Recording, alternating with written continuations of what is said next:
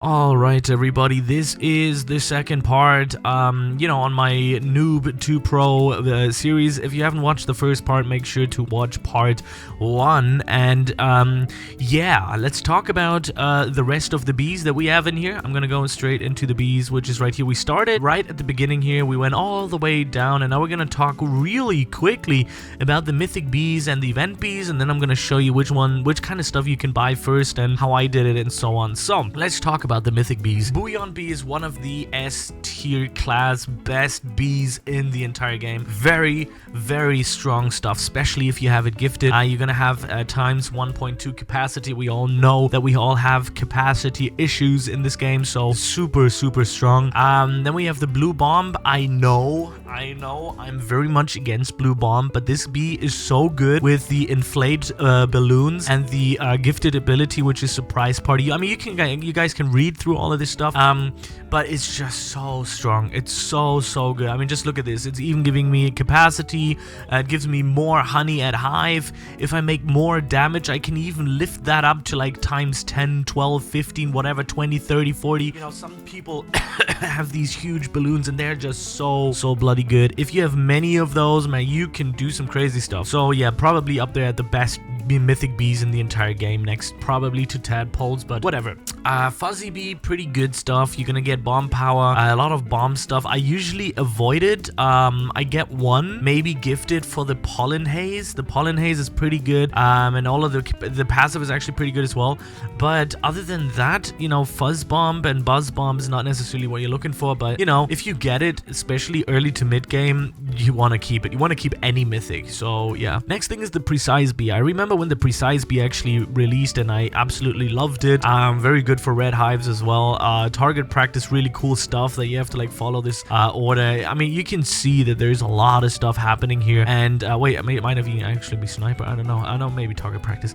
Yeah, so really good stuff. I think the gifted hive bonus of 3% super crit chance is meh, but other than that, it's a cool bee. Very nice mechanic to the game. And yeah, let's go to the Spicy Bee.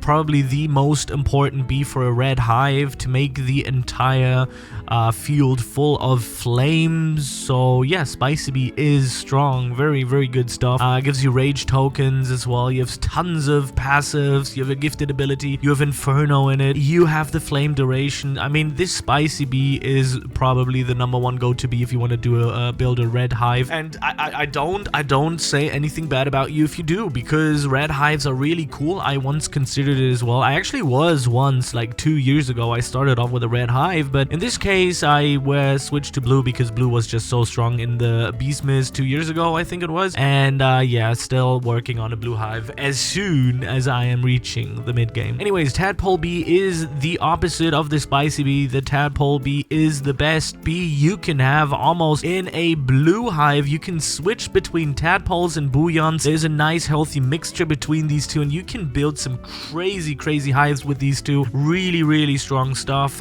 Blue boost. You have the frogs that jump over the field that are gonna collect tokens and pop not bottles, bubbles.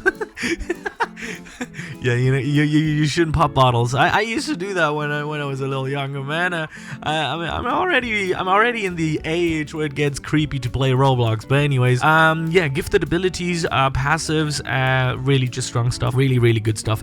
And then we have where is it at? Oh my god, there's still so much stuff to cover. The Vector Bee. Vector Bee, so strong. Also, I would at least have one of them in your hive gifted, and the rest you can like read through. And let's quickly go over. I'm just gonna really quickly brush. I'm gonna go into Event Bees again. I have Event Bee tutorials on my YouTube channel. You can look them up. The most important ones are, I love the Bear Bee. You don't need it, but it's a good bee. Really good bee. It transforms you into a bear. There's like 3 different types of bears that you transform into, and you run faster, you get more pollen, and it's just overall a really good bee. In the early to mid games, it is worth noting that you want to get Cobalt and Crimson Bee, but in the end I actually replaced them with Tadpole and Bouillon Bee, so you don't necessarily need them really, but you can get them and you will not be disappointed. Festive Bee is more like, I don't know if you really need it. The Digital Bee was actually new. I have not had the chance to actually play it, so I don't know what it does and how good it actually is, so I'm just gonna keep it out for now. I haven't played it because I haven't played since like 1.5 years or longer even, I think. Then we have the Gummy Bee, very good, have to get it.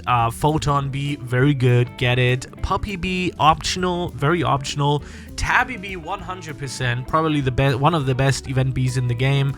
Currently doing the Tabby love, and as you can see, in the first day I got about 72, which was quite lucky in the first 24 hours, since I got it since yesterday. Anyways, Vicious Bee, probably one of my most important event bees in the game. I don't have it yet.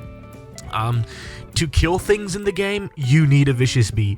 The first thing I leveled to like level 20 or something or more, I don't even remember, was the Vicious Bee. Very good. Same goes for the Windy Bee. These two bees, hard to get, really good payout. But anyways, let's get into some gameplay, okay? Like I said, if you haven't seen the first part, make sure to check it out, because I'm gonna talk a little bit about early game bees and which ones you should be getting. And yeah, I kind of got to this point where I'm at right now within like 24 hours of gameplay, which is really nice, which was fanned over 2 days. So basically in 24 hours, I already got to a pretty good state in the game of early game. I'm kind of like transitioning very soon into the mid game. The only thing that I need to be getting right now is the Porcelain Dipper, I think it's called. I'm not entirely sure.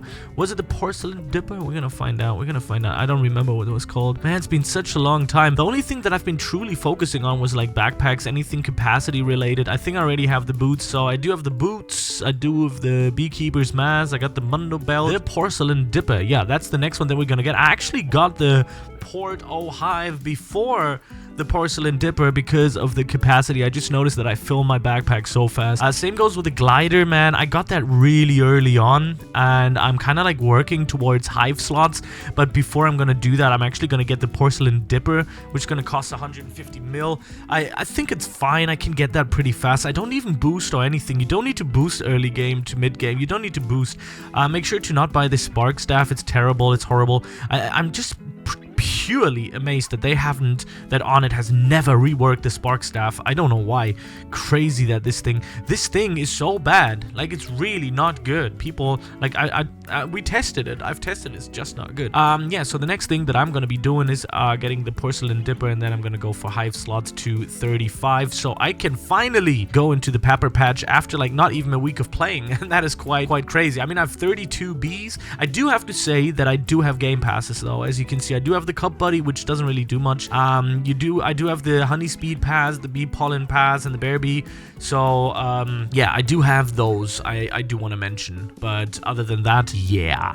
Anyways, I already got some good badges. I've been out badge hunting. If you don't know what that is, if you're new, badges are actually going to help you a lot. As you can see here, the quest badge is going to give me capacity, the ability badge is going to give me capacity, the sunflower badge is going to give me capacity. So it's actually worth taking into consideration that you want to just go for the badges, because initially they will make you stronger inside of this game. You can see that my backpack is filling very much quite fast, and I can easily reach like 100k. Well, not easily, but I can reach 100k a second. I've already done 250 was record or something, and that's pretty crazy. You can see, look at that, I don't have any boosts that I'm really actively using, and I'm doing very good in the beginning. You can see the cash racking up on the left side as well. Almost got the 40 mils, and I do have to admit, I do use tickets to instant convert. That's one of my kind of like secrets that I use. Many people tell you not to, but I do use them because getting tickets in this game is super easy. Look at that, 44 million, easy peasy. Let me see how fast, and you know, I can take it to like 50 mils. And man, I don't know. I guess it's just the experience coming in. I don't know if that is necessarily good. If you guys might do better than me. Honestly, I haven't played this game in like 1-2 years, somewhere along those lines. And I think I still just have a few more things, but game passes do play a big role in this, so I'm just not gonna, you know, tap my back too hard, because I know that there is some sort of game passes stuff in here as well. But you know, it is what it is. I want to go back to my old state, so you know, I kind of don't want to support on it with this once a year and then delay it as well. Like, how can you delay an update that takes about a year. Like, it's crazy. This guy is just like chilling somewhere in Hawaii, probably on the beach for an entire year, and then he's like coming back to the States or something, and then he's like, oh yeah, all right, there has to be an update. I mean, no, I'm just kidding. I mean, this is just one guy, right? Apparently. I mean, why don't you just hire somebody? Anyways, no, I think that's really nice. That's why I'm coming back, because I heard that there was is going to be trading, which I think is really cool. Trading will be added to the game, which is, wow, I hope so. But we all know how long it took with the planters to actually be released, the hydrophobic ones or whatever they're called. But as you can see, look at that. Oh, it's so nice. I mean, this game is one of those Roblox evergreen games that you can always come back to, and you will have the same enjoyment that you had like a year ago. Oh wait, I actually have this finished. Let's see what I'm getting here. Let's see. Oh, nice. We can get another one. That is good. Good stuff. Let's actually do that right here and see how lucky we will get. All right, what do we have? Mushroom, 30 mil. What? Ouch, that was painful. Okay. Which ones are we gonna yeet into oblivion? I might actually throw the Riley out. Let me see. Shark is pretty useful. Diamond, I'm gonna keep. Music, definitely. All right, let's throw. Man, this is hardcore to think about, man. I have 2 gifted looker bees. I didn't even know that. Sometimes the problem here. Oh my God, 74 million. The problem is I actually do need a beehive slot. Honestly, I need a slot. I might actually farm for that. Let me see. I'm gonna do this in the 3rd part of this video. Let me go in here, boop, and boop, and boop. Let's see, how much does that cost me? That's gonna cost me 110. Easy farmable. We're gonna do that. I'm not gonna use that in this episode. Anyways, thank you very much for watching. I hope you learned something, just a little bit. If you learned just something, make sure to give it a like, subscribe, be part of this. If you haven't, well, then I'm very sorry. I hate to disappoint, but if you're already pro, then obviously I haven't told you anything new to this. But I just enjoy this game, always did, always have, always loved the community, loved everyone around it. So thank you very much for watching. I'll see you in the next video. Goodbye.